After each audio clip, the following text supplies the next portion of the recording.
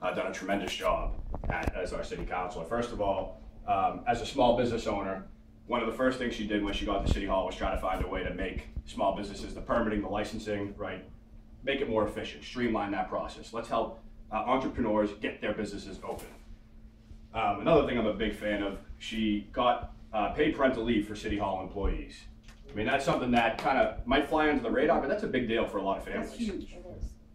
You know, she's by far the most transparent and accessible politician that I know. And, you know, I certainly can take notes from her. I mean, she sends city council meeting minutes. She sends updates constantly. And I love reading about what is going on in City Hall and what's going on with Michelle because there's just so much. She's so active.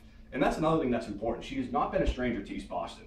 You know, there's a lot of at-large candidates who come into our neighborhood, ask, you know, right around election time and ask for our vote. Then you don't see or hear from them again for 2 years. That's not Michelle. Michelle will be at a community meeting. She comes, she's present, she's active, she's engaged. And that's something, you know, we all should consider on election day.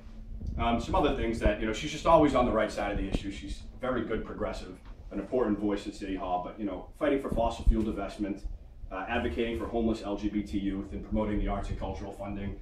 Those are big things for me. And there's another thing about transparency, to go back to that. That's actually something an idea I got from Michelle when she ran. Now, when Michelle first ran, she put her cell phone number on her campaign literature and said, hey, I'm accessible. If you need me, call me. Well, that is something I did during my campaign. And it actually was a stroke of genius, and it really did resonate. It makes a difference for folks. Even if folks don't call, the fact that they know they can call and that it's your personal cell phone, that shows the individual that Michelle is. But enough about the politics and her being intelligent and all that. What I really want to touch on is, and what sold me about Michelle, is her personal story. And it really, you know, as politicians, you know, sometimes what we do in public and what we have to say is one thing, but you learn a lot from someone, you know, how they interact with their family and about their personal life. And one thing that most impressed me about Michelle is actually a story I heard very early on when I decided to volunteer for her 2 years ago. And it's about her younger sister, Victoria. About, I believe, was it 10 years ago? About 10 years ago, Michelle adopted her younger sister and has been the primary caregiver for her sister, who actually just graduated and is off to college.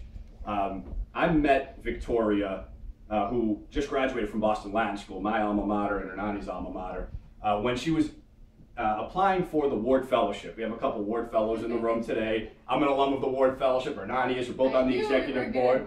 Finish tonight without a Ward Fellowship. You know, right. So Victoria, her younger sister, applied for the fellowship, and I was actually the person who interviewed Victoria. And I didn't make the connection until Victoria brought it up. And I was blown away by this young woman.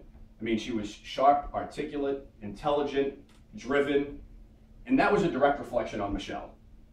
For one moment, I had a snapshot into Michelle's life, not as a politician, but as a human being, as a big sister, and I was just so thoroughly impressed with Michelle as an individual, and that's what sold me on Michelle.